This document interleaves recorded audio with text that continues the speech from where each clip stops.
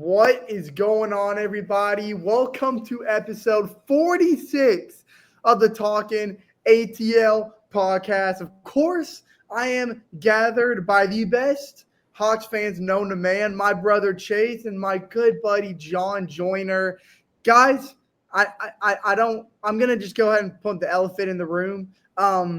I know you had WWE WrestlePalooza happen this past week. No. Yeah, I know you're going to say something cool, so I'll make sure you say it right. You said I'm going to put the elephant in the room. I said I'm going to point out the elephant in the room. Okay. I don't think that's what you said, but let's take it from the top. I'm just going to point out the elephant in the room. Joyner knows better that you know better than any of us that WWE WrestlePalooza took place this past Saturday, I believe. Yeah. I didn't watch the match personally, but I know John Cena. I was actually like at the football game while watching. So I was like watching on my phone and watching our West Georgia Wolves absolutely shit on God, who did we play? Eastern Kentucky. Yes, yeah, Eastern Kentucky. Sorry. All I know about the game is that we put belt to ass. That's all I know. Dude, we fed up on that Eastern Kentucky fried chicken, dude. That's all I gotta say. All I gotta say. Those 11 herbs and spices had nothing against them Wolves, man. But look, Joyner knows. Brock Lesnar versus John Cena. That was the match, the big match, right? It was supposed to be, but that was probably the worst match of the night, honestly. That's what I heard. I've heard people say. I've been on social media, and everybody was really disappointed, from what I understand. Yeah, okay. No, it was. It was a terrible match, but yeah. Hey, well, that's besides the point. Basically, what I'm getting at is that is not the most heated beef that is conjured up this past week. You might think that you thought seeing John Cena and Brock Lesnar in the ring would be a good watch. We need to throw Trae Young and Patrick Beverley in a ring. Forget the basketball court. Put those two guys in a ring and watch what happens. Because in case you didn't know, which I'm sure all of you Hawks fans know, that there has been some constant back and forth between Trae Young and Pat Beverley, picking at each other in terms of lack of playoff appearances from Trae Young or lack of playoff conference appearances from Patrick Beverley. And it's just there's a lot we're going to get into. But before we get in, my start bench cut is actually going to cater to that kind of beef that we're going to dive into. But before I get into that, guys, how you guys doing? How you guys doing? You know what? I'm right there with you, Andrew. I'm really fired up about this whole Pat Bev stuff. Shout out to former Sports Out of Pocket segment, Fire Me Up, because I'm fired up about this whole Pat Bev beef. I really don't understand why he's talking. I mean, I do know why he's. I get he's been to the finals multiple times, but he was not the guy on those teams. He was the bench guy on those teams. He was playing guys I don't have to say because Trae Young already said it. He played with LeBron. He played with Kawhi. He played with Kevin Durant. He played with these big name guys. He's never won a championship, so I don't understand why he's has all this beef against Trae Young. From my understanding, the whole tweet that started this was about the All-Star game, which Pat Bev has never been in an All-Star game, to my knowledge. He's never been in an All-Star game. I think he's been in maybe one or two, but as a bench player. He probably got a maximum of 5 minutes maybe in those All-Star games. Or maybe I'm wrong. Maybe he's never touched an All-Star court in his life. I don't know. No, he's never been to an All-Star game. Never. And here's the thing. What? Oh, that just adds a whole nother layer to this lasagna, boys. Here's the thing. Look, the thing is, I know we're about to get this later in the episode. I just want to kind of let's start making the cake. Let's start the batter going. Let's mix the batter a little bit. Pat Bev was simply just talking about before any of this started, Pat was talking about the All-Star game and why he's confused as to why NBA players, they go to all these summer events, these off-season events, and he's asking, why do you put more effort in those off-season events than you do the actual NBA All-Star game, And he was like, the answer's simple. Players take the All-Stars take the All-Star game for granted. They don't care about it anymore. And Trae Young, all Trae Young said was chill out and let the players speak for themselves. Trae Young was not even taking a shot at Patrick Beverley. He was just saying you can't speak for every NBA player. You can't. It's not fair to you say that every single All-Star doesn't care about the All-Star game, because Trae Young obviously does. Trae Young is heartbroken every time he's snubbed from the All-Star. And you see it on social media. You see it on the Hawks social media. He takes every All-Star game to heart, and he really appreciates the opportunity to be there. So all Trae was saying was like, hey, bro, chill out. You cannot speak for every single NBA player when you state that. And then especially if you've never been to the All-Star game, because you don't know yourself. He doesn't know. He doesn't know what it's like. And then Pat Beverley, for some reason, got his feelings hurt and said, Trae Young, I don't think you've won enough games, and I don't think you have enough success to be talking to me like that. Acting like Patrick Beverley's all high and mighty. Buddy, before we get into it, Andrew, I'm gonna let you get your start bench cut. But I just want to set the ground level. I want you, when you hear us talk about this ongoing debacle here in a little bit, I want everybody to keep this in mind. Every time Trae Young and Patrick Beverley match up against each other, Trae Young averaged 25 points, 10 assists, and 3 rebounds on every matchup against Patrick Beverley. He averaged a 25-point double-double. Patrick Beverley averaged 8 points, 4 rebounds, 3 assists against Trae Young. Let me tell Not you, even close. Trae Young even stated that he has not once feared Patrick Beverley. He never had, and he never will. And I'm sorry, Andrew. I didn't mean to cut you off, but he's got no reason to fear. He's got no reason to fear him. But because a few days ago, the Hawks social media team posted, I think it was a 3-minute clip of him cooking, Pat Bev on in games. So I mean, he's got no reason to fear Pat Bev. Like, I don't know who our social media admin is, but the best thing he did was post nothing but Trae Young versus Pat Bev highlights. No caption. It literally had no caption to it. It had no words on it. Everyone knew what was going on. Everyone knew exactly why the Hawks posted that. But I think there's obviously a lot more layers than what Chase was just giving you the foundation of the beat. Oh, that's just the beginning. That is just the beginning. A lot more has transpired since then. So let me go in and get into my start bench cut, and then we can take a deep dive into all that. So for the start bench cut, I figured what's more fitting than are you guys hungry? Are you guys in the mood for some beef? I actually am. I went to Chipotle earlier today and had me some good steak. I know that's not beef, but it still comes from a cow. So we're gonna go down that little rabbit trail and keep things going. Start bench cut today. Hawks most heated moments in the history of their franchise. Ooh. But I don't want you to rank them on the moments themselves. No. I want you guys to rank them on the beef that's within those moments. I'll explain in a minute. Let me get to my first example.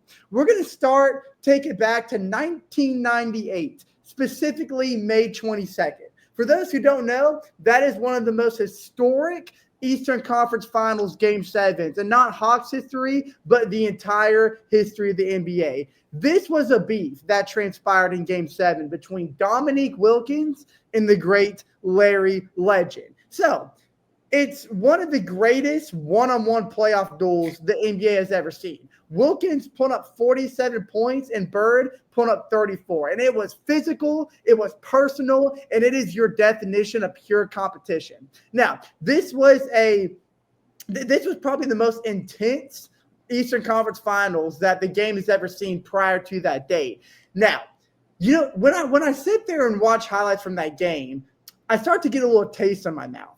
I start to get a taste for some perfectly aged bone-in ribeye. You know what I mean? When I see that Eastern Conference Finals matchup, that is exactly what I think of because it's classic. It's a classic rivalry. It's rich. It's got rich elements, and it melts in your mouth, kind of the same way it melts on the court, and you still talk about it even till this day because of the high drum. It is absolutely timeless. So that's the first one. First, think about it. First one, Dominique Wilkins versus Larry Bird, a bone-in ribeye. Okay. Let's go on to the second one. Al Horford versus Matthew Dellavedova in the 2015 Eastern Conference Finals. In Game 3 of that Eastern Conference Finals, it was a playoff game. There were some boiling factors that went into it. And Al Horford was Matthew Dellavedova. They were getting physical. They were talking back and forth between the entire game. And about halfway through the game, Al Horford was kind of backing up Matthew in the paint and just threw in an elbow. He just threw in an elbow. Al Horford is a big and Dellavedova is a point guard, so that's not a fair matchup. Exactly. And apparently, I guess Matthew was so pissed off at Al Horford that he waved off whoever the Cavs power forward was at the time, was like, let me get this guy. I got Al Horford. Terrible decision. Hold on. Not only that, though, it's the Hawks starting center versus the backup point guard for the Cavaliers. Yeah, exactly. Plus Kyrie was hurt at the time. Kyrie could have been injured at that time. He might have been actually, but still. Yeah, it's a terrible business decision by Matthew Dellavedova. But anyways, Al Horford was sick and tired of this guy, throws in an elbow. Matthew Dellavedova ends up getting a bloody nose, and after further inspection by the refs, unfortunately, Al Horford was given a flagrant 2 ejection, which it did make sense. But and as sad as it is, the Hawks were getting blown out in that game, so the ejection really didn't factor the score any. But still, when I look at that clip, and you got to watch the first 2 quarters leading up to that because it is nonstop banter between Al Horford and Matthew Dellavedova. And I kind of think of it like a Korean-style spicy beef. You know what I mean? Because it's a black man and a white guy fused together. And I just think that of a mixed amount of – the race had nothing to do with it. You got to stick with me for a minute. I just think of like mixed – ingredients together, formulating one spicy Korean beef, because that's what Korean beef is. It's a lot of different mixed spices and stuff into it. Okay, so think about that. Al Horford, Matthew, Korean style beef. So you've got a bone-in ribeye and you've got Korean style beef. Let's move on to this one. Trae Young versus Patrick Beverley. That is where I am throwing this into the mix. Because it's the freshest. It's the most memeable beef there probably is. There's memes going around Instagram all over right now. And it's probably been the most refreshing thing of the offseason because the offseason's been pretty quiet post the trade deadline. So it's kind of refreshing to see some offseason beef go on between Trae Young and Patrick Beverley. Now, this is all about personal reputation. That's all this argument is about right now. It's been back and forth between social media. There's been no personal interaction between the 2 players, and each player has kind of given their own sensory of the situation in their own podcast. So each of them has had plenty of things to say. And when I think about it, I think of it as a chili field sloppy Joe. Because it's messy, but it's spicy. It's easy to sling around, and it is spilled all over social media. You know what I think about when I see this? I think about that episode from The Office when Kevin brings up his homemade chili and he just drops it all over the office. Yeah. I kind of think that's kind of how this has unraveled. It started in one pot, and then it is spilled everywhere for everybody to enjoy. So what are you guys starting? Is it going to be the bone-in ribeye, the Korean spicy beef, or is it going to be a classic chili-filled sloppy Joe? I guess I'll start out. Okay, so I'm going to cut. This is difficult because, I already know I'm going to start. I'm going to start with my start. I'm starting this whole Trae Young beef because I'm starting with that. I'm going to start that. Sure. Just because it's so fresh, and Trae Young is obviously winning this beef, and like Pat Beverley is trying to make himself relevant because he's out of the league, and where is he right now? Like, So where is he right now? me and Andrew had that conversation because Andrew was telling me, he was like, man, I cannot wait for Trae Young and Patrick Beverley to play each other again. We were like, well, wait a minute. He's not even in the league. Like, I wonder what he's up to. Do you know what this man's up to right now? Trae Young is a legitimate star in the NBA, the best basketball league there is in all the world. So while Trae Young is putting up all-star, superstar numbers in the best basketball league in the world, Patrick Beverley is overseas putting mediocre numbers in the Israel basketball league. Hey, and this man still wants to talk to Trae Young. Yeah. Okay, so so like that, and exactly that's my point. Like, Trae Young is putting all-star numbers, has almost made the conference finals twice. Yep. And is a borderline MVP candidate. Borderline MVP. Yeah. He needs to get on the hill. And this team, and this team that we have now can help him become an MVP candidate. So for that reason, I'm going to start. The Trae Young beef just because like Pat Bev is just trying to make himself relevant. Mm-hmm. And I'm trying to. What year did you say the whole? What year did you say was the Celtics and Hawks thing was? What year was that? Oh, that was the old year of 1988. How the Hawks do in that? Like we lost Game 7. Unfortunately, the Celtics ended up going to the NBA Finals, but I mean, it came down to the wire. I actually think the game finished in overtime. Okay. So in that case, I'm gonna bench that. I'm gonna bench that year, and I'm gonna cut the Al Horford and Matthew Dellavedova thing just because like it's not really fair. It's Al Horford versus a backup point guard. And but at the end of the day, the Cavs also like got the last laugh and like swept the Hawks that year. So I mean, like, yeah, I mean, you can't really like. I get it. You're a sloppy Joe kind of guy, John. I get it. Yeah. Hey, you know what? I'm gonna keep mine kind of short and sweet to the point. Mainly because I cannot wait to get this Trae on Pat Bev beef. And speaking of, I'm actually going to agree with Joyner word for word for what he said. I am also starting the chili filled sloppy Joe between Trae Young and Patrick Beverley. Reason being because you can look at the Dominique Wilkins and Larry Bird debacle, which is what I'm benching by the way. So I'm benching Dominique and Larry Bird in 1988. I'm going to cut the 2015 Al Horford and Matthew Dellavedova. Reason being, so starting with Trae Young and Patrick Beverley, this beef is getting personal. I think it's hilarious that it started by a simple and respectful response by Trae Young saying, hey, man, you got to chill out a little bit. I know what you're saying about the All-Star game, but you can't speak for every single NBA player because you don't know how they're feeling. You don't know what they feel about the All-Star game. He just said chill out and let the players speak for themselves. I think we can all agree not only is that understandable, but that's honestly fair and reasonable.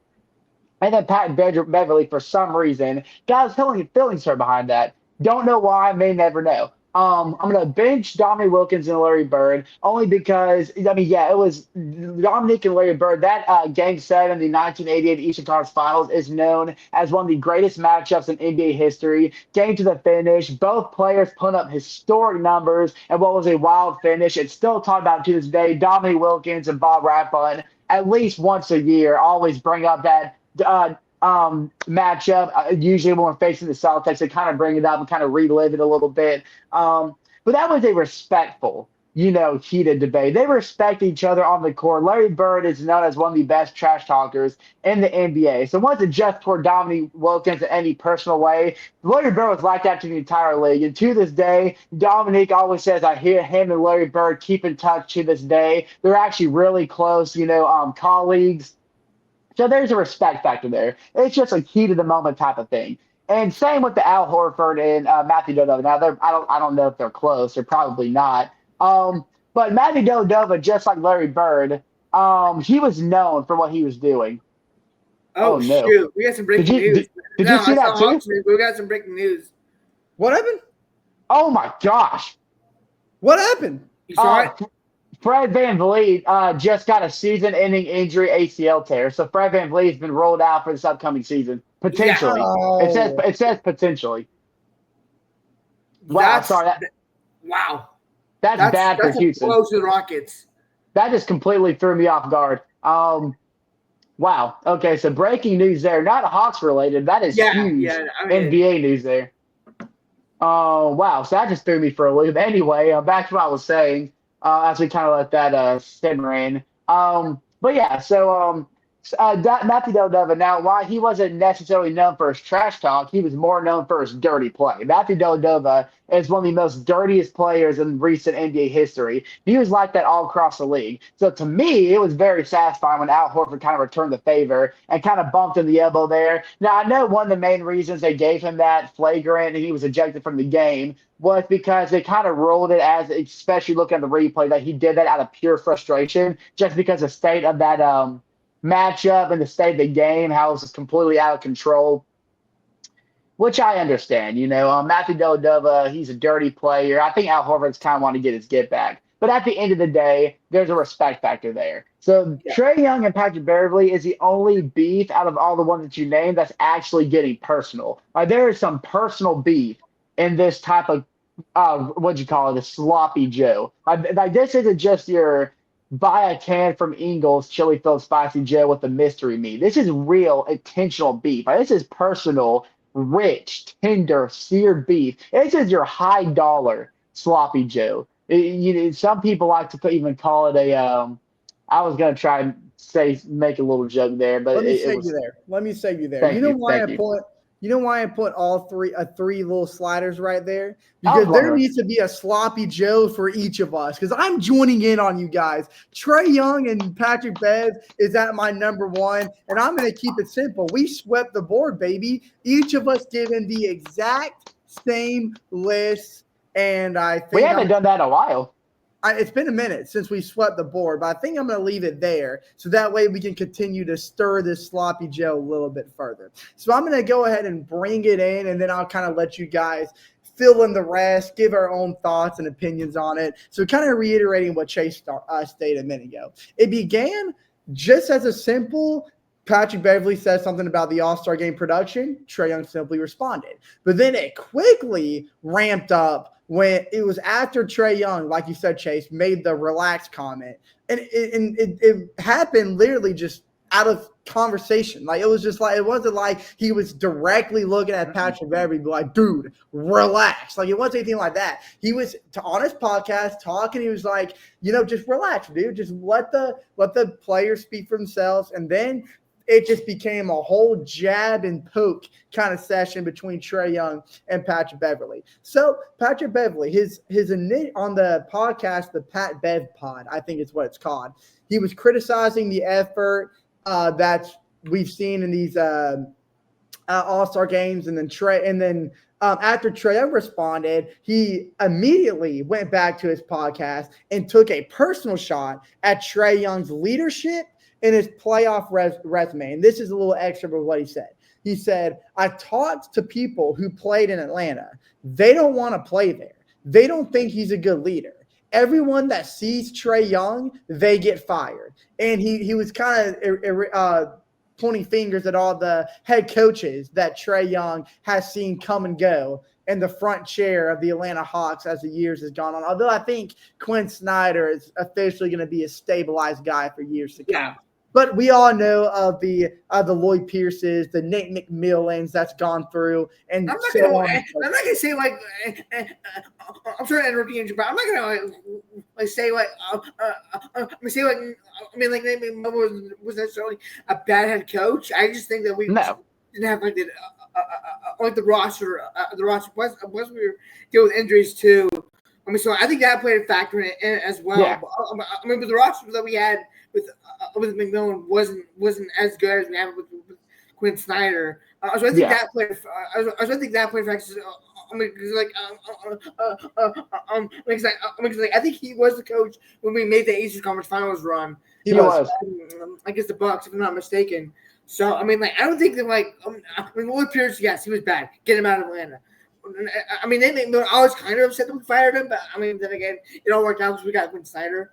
That's my take on it, honestly. But yeah, Nate McMillan stepped in mid-season and kind of revived that season because when Nate McMillan first took control midway through the season, it wasn't looking like we were going to have an Eastern Conference Finals appearance on our hands. But the team elevated in such a crazy way, kind of like how the Braves did when they won their World Series. Not as dramatic, but kind of along the same lines. And so Nate McMillan, I do respect him for that. But getting back into the beef. So after Patrick Beverley said all that about Trae Young's resume and his personal issues with apparently former teammates, Trae Young extended his response and he posted about an 11 to 12 minute video that directly addressed Pat Beverley's attacks. And he kind of pushed back on the leadership criticism, and he was calling out Patrick Beverley's narrative. So in his video, Trae Young, like you guys mentioned earlier, just kind of said, Patrick, I'm never scared of you. I never was. I never will be. And then that's when he kind of got into his overall record against Patrick Beverley and all the stats that are accumulated with it.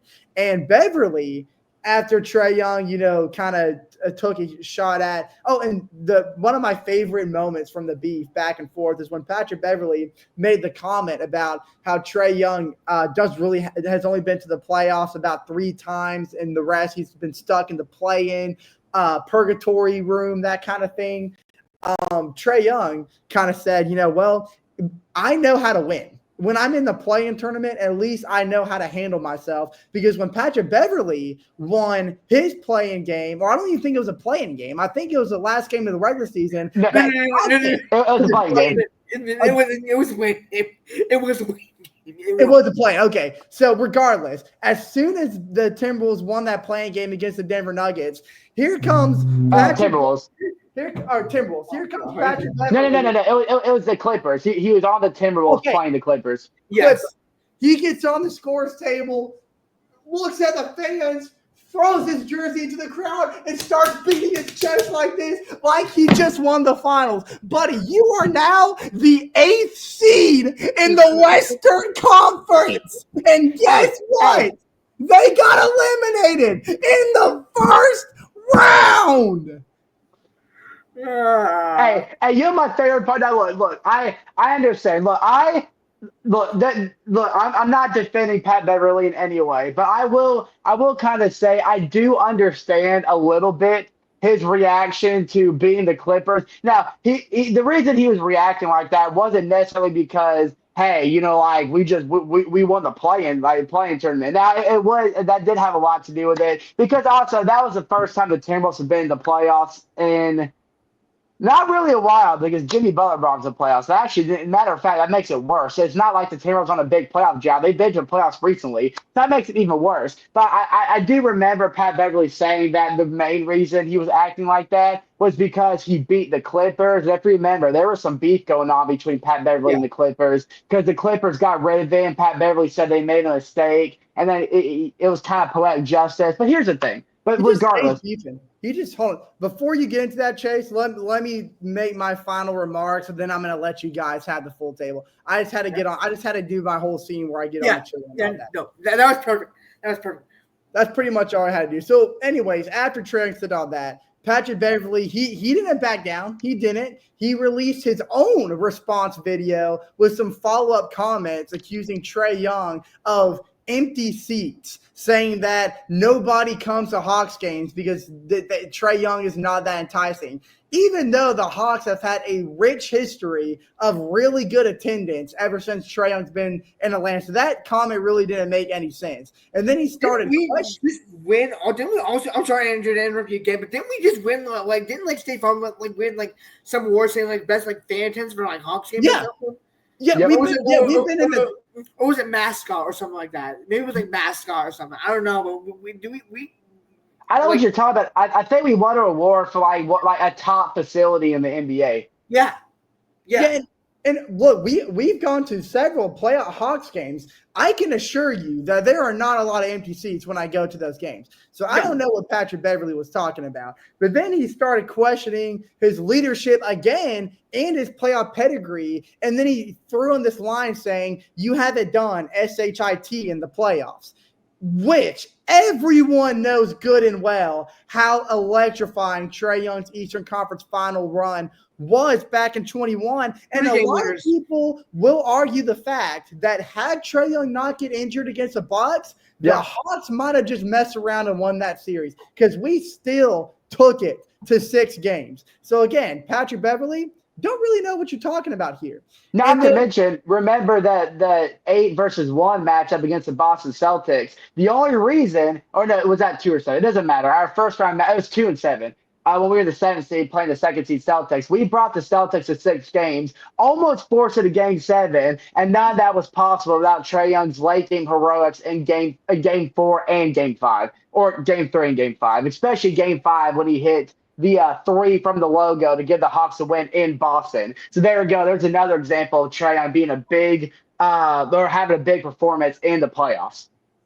Y'all let you guys kind of take the floor. I just kind of threw in all the comments there, and I kind of want to hear your guys' thoughts on the whole matter. There was one more comment that I'm surprised that y'all haven't talked, which I know we aren't, I know we're just strictly a basketball thing, but Pat, I think I know what you're talking about.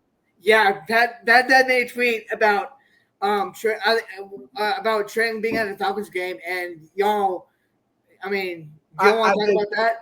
Yeah, I remember. So earlier that morning, the Atlanta Falcons. I didn't want to bring that up because I know y'all are diehard Falcons fans, but I mean, that did crap on y'all. I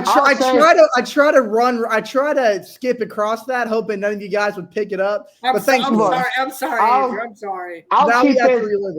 I'll keep this basketball related because, if we talk about the Falcons' performance against the Panthers, that has to be a whole separate video because there's a lot I can get into that. So I'll keep it basketball related. But earlier that morning, the Atlanta Falcons made a post on Instagram and Twitter. It was a picture of Trae Young. It was kind of just saying, like, it's game day, and it was just Trae Young posing, on the sidelines. I don't know what event he was at. He was at a Falcons game. At a Falcons game, maybe, yeah. And they're just saying, it's game day, let's go. Kind of like to hype up the game day. Well, obviously, the Falcons lost 30-0, and we missed 2 field goals. So then Patrick Beverley reposted that picture on Twitter and said, oh, you're including the Falcons post where they lost 30-0 and they missed 2 field goals. I guess you and the Falcons have a lot in common. Basically is what Patrick Beverley is saying. So that's it. And the thing is, I'm confused. Okay. Now I have beat the Pat Bev. He's a Bears fan, apparently. I'm in this. He's a Bears fan. See, now we're both on the fire. But see, what really confuses me about that response from Patrick Beverley is here's the thing. So, this was after Trae Young made that 12-minute video, kind of like defending going against Patrick Beverley's comments and defending himself in this whole situation. Patrick Beverley responded and said, "Humble yourself, embrace the constructive criticism, get better at that and move the F on. We don't have to keep going back and forth like this mother effing like a YouTube debate. It ain't that deep." But if it's not that deep, then you have to remember that you, Patrick Beverley, are the one who brought personal feelings in this whole debacle simply after Trae Young was telling you to chill out and let players speak for themselves. Like we already stated, is a fair and respectful decision. So Patrick Beverley is the one who's bringing personal feelings. This was basketball related. This was All-Star game related. Pat Bev, you are the one who brought personal feelings into this. And now after Trae Young responded to you on his podcast for about 12 minutes, gave his feelings behind it, now you want to get your feelings hurt again and said, chill out, Trae Young. It's not that deep. We know it's not that deep. You're the one that keeps doubling down on everything. And now you want to triple down and repost something the Falcons posted and bring Trae Young into this again. But I think one of my favorite responses that Trae Young ever had was on his podcast. This was after Patrick Beverley said everything, kind of made these comments. On his podcast, I don't know where Andrew went. Andrew, can you hear me? I'm here. I'm just giving me another water. I can hear you though. Okay, I don't know if you knew about this, Joyner. I don't know if you know about this, Angie. I don't know if you know about this, but I want to make sure this is known because this is in this whole situation. This is my favorite response from Trae Young. Trae Young closed on his podcast by saying he has nothing but love for Beverley, and that Beverley can reach him through former teammates if they ever want to get in contact. He said, or if you want to just keep talking about it, you can keep talking about it. I don't really care what you do, Yeah. is what Trae was saying. But then when the podcast was over, he got up, and the only thing he did was he played a song he played a couple of seconds from Drake's 2013 track called Tuscan Leather. And in the song, it played the lyrics, "Bench players talking like starters, and I hate it." And that's how Trae Young ended the podcast. No response. He got up, played the song, and left. And he ended the podcast after it said the lyric, "Bench players talking like starters, and I hate it." And then he went on and said, "I know a lot of people wanted me probably just to listen to that Drake song and post a bar, but we all know how that goes." And then Patrick Beverley once again got his feelings hurt, saying Trae was very disrespectful.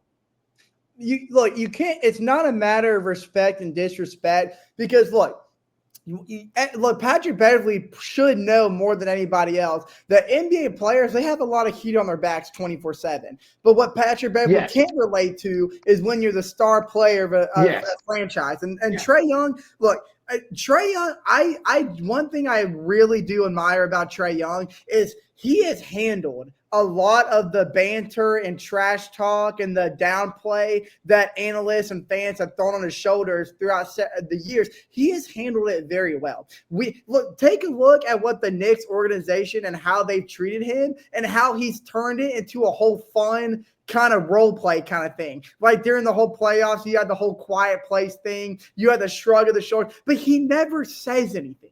He only does things on the court and leaves it on the court. Once he leaves, that's it. But when you're a player during the offseason and you personally address Trae Young and you throw in comments about his leadership and his resume, anything that Trae Young says after that, you cannot throw that under the disrespect category because he then has every right to defend his legacy and defend himself. You made it personal, Patrick Beverley. You did. So if you can't handle the heat, don't step in the kitchen. That's all I got to say. Very well said. And another part of this whole debate I kind of want to talk about is Patrick Beverley. This is again when Patrick Beverley was targeting Trae Young's leadership, saying he was a good leader. He said that everyone that comes, hey, let me find the right quote. Oh, here it is. So Patrick Beverley questioned Trae Young's leadership, and one of the things he said was that he never sees Trae Young doing workouts in his own facility. He said, unlike me and other former star teammates, we're working out in our own facilities, like our team's facilities. He said, if I'm working out in Houston, James Harden is working out in Houston, not James Harden working out in another place. Every time we see you, you're working out in another place. We never see you in a Hawks arena working out. How many go on Trae Young's Instagram? And first of all, what does that? It's the off season. But man can work out wherever the crap he wants. And go on the Hawks Instagram. Go on Trae Young's Instagram. Tell me how many posts you see of Trae Young in the Hawks facility. You're gonna see multiple. Working out with other teammates. And Trae Young is not only working out with other teammates, he's working out with legends. Remember a couple seasons ago when he was working out with Kobe Bryant. Last year, there was pictures of him working out with Stephen Curry. He's working out with other All-Stars to make him a better player. So that way he can come back to Atlanta and be a better version of himself. So my point is, what are you trying to say in that comment? How does that affect Trae Young's leadership? If anything, not only is that wrong, because I know for a fact Trae Young is outside working with other teammates, but he's also working with other supers. Look, there he is at a beach working with Kevin Herter. Who's that? Bruno Fernando? Yep. There you go. So even when he's not home, even when he's not in Atlanta, he may be somewhere else. He's still working with other teammates. And who is that? Steph Curry. That's what I'm talking about. Training with Stephen Curry. Last year. That was last year. So Trae Young can get better as a player for the Hawks. What else can you find?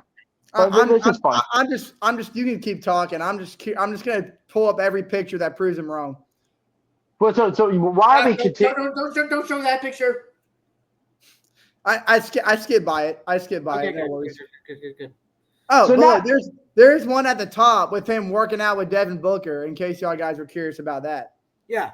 So my question to you, Patrick Beverley, is what were you trying to say in that comment? Like how in the world does that affect Trae's leadership? And you're out here saying, if I'm working out in Houston, James Harden's working out in Houston. You're telling me James Harden has never worked out anywhere else but its home facility? You're telling me James Harden has never gone across the United States or maybe the world and did basketball workouts somewhere else? Why does it have to be in your own facility? Why can you not enjoy the summer, go on vacation, but still work out somewhere else? Trae Young does a lot of workouts in Oklahoma. You know why? He's from Oklahoma. That's where his family is. Is he not allowed to go home and see his family over summer and do workouts there? Why is that so against the rules of leadership? You know what I think this is? Do you know what I honestly think a lot of this has to do? Because that really is a pointless conversation. It has if Trae Young does it, if he never steps foot in a Hawks facility to work out over the offseason, it's proving nothing. It means literally, it has no weight to that argument. So I honestly, I really genuinely believe, but this is what I think it is. I think there's two motives here. There's a motive for why Beverley's doing this, and there's a motive for why Trae Young's doing this. Patrick Beverley, let's kind of look at his career for face value. We all know that his career is solely built on physical defense. And I'll give it to him. He's a very vocal guy. When no matter what team he's playing for, you're always going to hear him talking with his teammates. Very good at communicating. And he's obviously very comfortable at calling out other NBA stars. And this is before Trae Young. When he was on the court, even before he became teammates with LeBron James at one point on the Lakers, he talked a lot of crap about LeBron James during their matchups over the years. And he did the same thing with a lot of his other former teammates. So it's kind of ironic that he talks a lot about a lot of players not wanting to play with Trae Young because he's not a good leader, but he'll call out players across the league and then join them and become teammates with them. What do you think that does from a locker room sense? I mean, Jim, what do you think? What kind of atmosphere do you think that creates? And then let's talk about Trae Young himself. Trae Young, he has a very, very protected brand and legacy in Atlanta. His legacy has already been sealed with Atlanta, despite him winning a finals or not. Trae Young, we know he has a very elite stat line between points and assists, several all-star selections, but he's repeatedly having to defend his playoff shortcomings. It's something that always gets brought up every year when the Hawks fall short. And I think that's kind of what has pushed Trae Young to be very vocal about Patrick Beverley's comments. But when what's at stake with this beef now? What is truly at stake for Trae Young and the Hawks? It's simply he needs to go out there this season and rewrite the narrative. Everyone knows that this is the year of the Atlanta Hawks because this is the best foundation Trae Young has around him. You really want to show Patrick Beverley what kind of player you are? Bring this team to not the play-in, bring this team to a playoff, but don't stop there. Bring them to the NBA Finals. If Trae Young completes that feat, nothing Patrick Beverley says matters anymore. But for Patrick Beverley, he's playing basketball in Israel. Congratulations, I guess. But I genuinely believe the majority of this is to give Patrick Beverley views on his podcast because I did see something on Instagram that was very, very interesting. Ever since this beef has started, Patrick Beverley's podcast numbers has jumped through the roof. I mean, before this beef started, it was one of the lowest listened to podcasts on multiple streaming platforms. But after this, it's creeped around the top 20, top 15. So I think him bringing out the workout regimen and stuff like that, I think he's trying to stretch out this conversation to keep his views up. I genuinely believe that's the only reason he brought that up because he's trying to find more reasons for people to listen to him. Not to mention, Trae Young's podcast From the Point is one of the most listened to NBA player podcasts on all streaming platforms. So I think maybe he's trying to attack Trae Young in his podcast as well to be like, oh, come listen to my podcast instead. Because like you said, Andrew, other than playing basketball in Israel, in terms of basketball, the podcast is really the only thing he has going for him right now. Yep. Yeah. Yep. Just being honest. And I do want to say one more thing. This is kind of the last thing I'm personally going to say about it. Is it ironic that Patrick Beverley had nothing to say about Trae Young until after he leaves the league? Because now everybody's like, oh, we want to see them two play basketball together. But we can't because Patrick Beverley's not in the league. Where was this a couple years ago when you were in the league, Patrick Beverley? Why weren't you saying these things now? Why are you saying them now when you're outside the league? Not only that. Why would you take anyone when you're outside the league? Like, because now it's almost like he's hiding behind a computer screen. Yeah. Like this is something we want to see be put on the court, but we can't because you are literally hiding behind a computer screen, a podcast. And I like how he tries to end this debate as the good guy. He wants to seem the good guy, like he's doing a good thing here, because that's what he said in his most recent video. Regardless how it goes, a good thing is going to come out of this. Regardless, I hope this is motivating. I hope that you get to the end of the year and you're fighting for a mother effing playoff. I hope that this is so effing motivating that this takes you to the Eastern Conference Finals. As if Trae Young's never been there before. It's almost like he's protecting himself. Like if Trae Young goes out here and brings the Hawks to the Eastern Conference Finals or even the NBA Finals, he can look at himself and be like, see, I did a good thing. I motivated Trae Young. I take credit for this. I instilled leadership in Trae Young. And I hope you know, Patrick Beverley, that us on this podcast and us as Atlanta Hawks fans, not just us, but the Atlanta Hawks community is not going to let you take credit for this. When, and I'm not saying if, I'm saying when Trae Young goes out here and succeeds this year, he's getting the credit for this, and you're going to get shut down. I can guarantee you that, Patrick Beverley, that a Hawks community is coming after you. Yep, 100%. Caw. Wow, that is some sloppy Joe right there, man. That's probably the sloppiest Joe I see. Well, do y'all guys? I know me and Chase have to wrap it up here in about 6 minutes because we gotta get going to Florida, which was very unexpected. But that's just a reality we live in, I guess. Real quick, I know next Monday is Hawks Media Day, and the following week is I'm on October 9th is the Atlanta Hawks Fan Fest, which I'm not sure what all that's going to entail. But it's $5 a ticket. Do we dare attend? Do what? What day of the week? What day of the week is that on? Thursday, 7 p.m. Oh, we get off of work at 5. And I have no classes, so that's fine with me. I think we should make it happen. Let's make it happen, boys. Let's go to Hawks Fest, baby. Is it at State Farm Arena? Yeah, it says at State Farm Arena. Yeah. Let's do it. $5 a ticket. Yeah. Let's go to Hawks Fest, boys. Lock it in. I'll buy my ticket sometime next week or something. And we'll be working. We'll be working in Carrollton. The office we're working in is going to be like 5 minutes. It's 5 minutes away from campus, so we can literally leave work, swing by, and pick you up and all that. Bad. Okay, sounds good. Yeah. Mark your calendars, boys. Yeah, I'll definitely figure out buying my tickets and stuff. Yeah. So yeah. But yeah, I got nothing else to say. Just screw you, Patrick Beverley. Enjoy Israel, even though it's a wreck over there. You really got to tread lightly over there, buddy. Yeah, it's not. It's not. Didn't need to get political or nothing, or religious or nothing, but it's not a fun time over there. Everybody's walking on eggshells over there right now. So but, stay safe. Stay safe. That's all I got. That's all we gotta say. Yeah, well, listen, guys. Thank you so much for joining in on this. So this was a freeing moment. It was soothing. I feel better now. Finally get to rant, get this off our chest, and defend our boy Trae Young. But guys, the preseason is getting ever so closer. I believe we have one more episode, and then the next episode we'll have some preseason games. I saw a tweet. I think yesterday was saying like 1 week till Hawks basketball is back. Yep. I think not next episode, but the episode after, we'll finally have some preseason games to get into, and we can take a deep dive of how the new foundation of this team is looking. But guys, I can't wait for it. Next week is media. Because next week is media day. We can probably talk about that. We can probably talk about like that or something. Yeah. Oh yeah. We'll have I'm sure there's usually a lot of interesting things that come out media day that we can fill your guys' ears on. But, maybe new jerseys.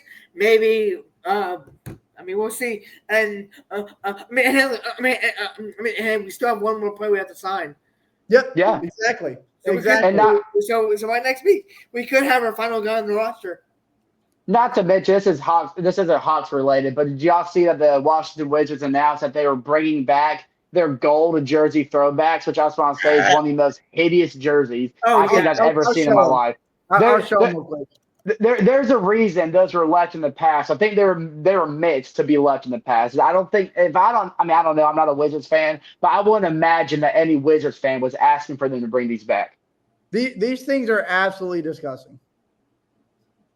If I'm being real, these things are. The only reason I'm okay with them bringing them back is because it's the Washington Wizards, and I can laugh at them while they wear them. Those are hideous. I got it pulled up right here, Joyner, if you're curious. Oh, yeah. Oh, I mean, those aren't the worst things in the world, but that ain't it. That ain't it. They're not the worst thing in the world, in my opinion, but like it's not good either. Do you know what vibe is giving me? I'll show you what vibe is giving me. I know what you're gonna say. I know what you're gonna say. You're gonna bring in those Packers Bumblebee jerseys, aren't you? No, I don't think he is. Chase or Steelers. Pittsburgh Bumblebee on there, not Packers. I don't think that's what he's. I don't think that's what he's bringing up. I think I know what he's bringing up. That's the kind of vibe it gives me. It gives me like Pittsburgh Steelers Bumblebee jersey vibes. I'm right there with you, Chase. This was the vibe that I was giving. Okay. I'm almost thinking something different. I was thinking like a. Can we seriously talk about how the Steelers actually walked into a game wearing these? Okay, I kind of like those. Not gonna lie, I kind of like those. These are the most disgusting. I kind of like them. No, these are awful. I am so sorry. These are. I think they're cool only because they're historic. Yeah. But in terms of looks, they're one of the ugliest things I've seen. They're only cool because it's historic. But in terms of looks, it's quite hideous. Yeah. That ain't it. Also, Trae Young did tweet out about Beverley, so good on him for doing that. Oh, nice. Yeah, that's good leadership. There you go. Yeah, what do you got to say about that, Pat? I haven't seen Pat Ben say anything about it. Mm-mm. Hey, man, pray. That's rough, man. It really is. But thank you guys for the season. Thank you guys for tuning in. We will catch you guys on the next episode. Go!